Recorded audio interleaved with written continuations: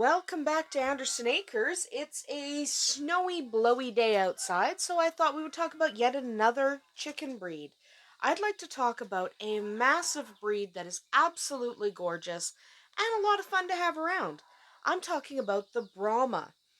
The Brahma is an interesting breed because it's huge. Okay? They are gigantic birds. There is a bantam version, but they're not very common. People get these birds because of their size, because they are just huge. Even if you're not interested in raising them for meat, they are really impressive to have in your farmyard. They're also a fairly pleasant bird. The downside is they're kind of large, so they have different housing needs and they don't always get along with smaller chickens, mostly because of their size. They're humongous. So, they're generally thought to have originated from China. However, it's kind of irrelevant because really, light Brahmas are an American creation. The plumage pattern was refined in the US, the peacombs were introduced in the United States in around the 1840s, so this is not a new breed, they've been around a while. So, regardless of whether they came from China or India, China seems to be more common, but regardless, doesn't matter. Because really they were refined in both the US and the UK. Those are the countries that had the most influence on how the Brahma looks today. They were kept as a utility breed in the United States, but they were kept more as an exhibition or an ornamental breed in the United Kingdom. So that's why you have two different looks to the Brahmas. Dark Brahma tends to have a slightly different look than the light Brahma because they were raised for different purposes. Dark Brahmas were not favored in the US, but they were preferred in the UK. Dark Brahmas had to be double mated to achieve the correct markings. By that I mean they had to have a separate cock and a separate hen that were bred together. The parents did not have the correct standards. So the parents didn't meet the standards at the time, but they produced offspring that did. It's kind of odd to breed dark Brahmas because you breed parents that are not perfect and then you get perfect chicks. It's kind of strange. Light Brahmas don't work that way, but dark Brahmas, they very much do. So, new colors were introduced in both the US and the UK. Most of these colors didn't stick around. They started to be introduced in the 1920s, so you had things like buff, white, gold partridge, blue partridge, birchen barred, and several other colors. Most of these never gained much popularity, so most of them were never accepted as real colors. Um, Light and dark are still the predominant colors in the Brahma breed.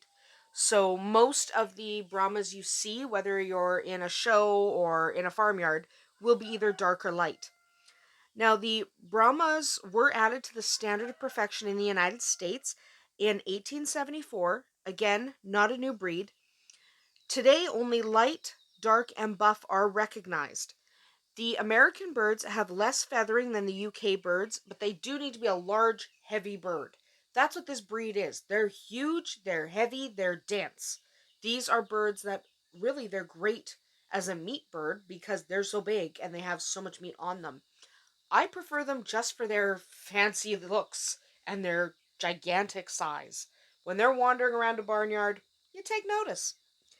In the UK, they did have a couple of extra colors. So in the US, it's light, dark, and buff. The UK, sorry, also accepts white, gold, and blue partridge. So if you are in the UK, you're going to have more colors accepted for shows and such than you do in the US. Either way, it's still primarily light and dark birds that you're going to see. The other, even buff, is not as common as you might think.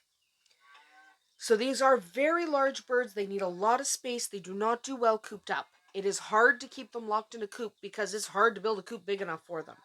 Generally, they live in barns instead of coops because of their size, and they do need a lot of free-ranging space. So you can keep them in fenced areas, no problem, but they have to be large fenced areas. These are not small birds. They need the space. They also eat a lot, and they need a really high quality feed because if their feed doesn't have enough protein, the birds don't grow correctly. For this reason, I do not recommend them for a new chicken keeper. They cost more pound for pound to raise than other breeds of chicken that you might be interested because of their unique needs and their space that they need. So they're not suitable for tiny coops. They are friendly. They're nice birds. They're big and they're friendly, but they're a more difficult bird to keep, so I don't recommend them if you're new to chickens. If you've been in chickens a while, give them a try. They're kind of fun. They're not great egg layers.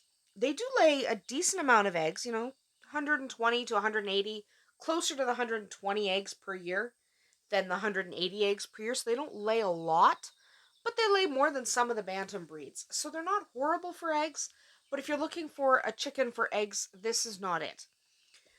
There is a bantam version, like I said before, but they're not very common. People like the big guy. So that's about it for the Brahma. They are fun to have around, and I recommend them if you know what you're doing. They're not a breed that I would recommend for someone who has not had a lot of experience with chickens. That's about it for us here at Andersen Acres today. We'll see you tomorrow.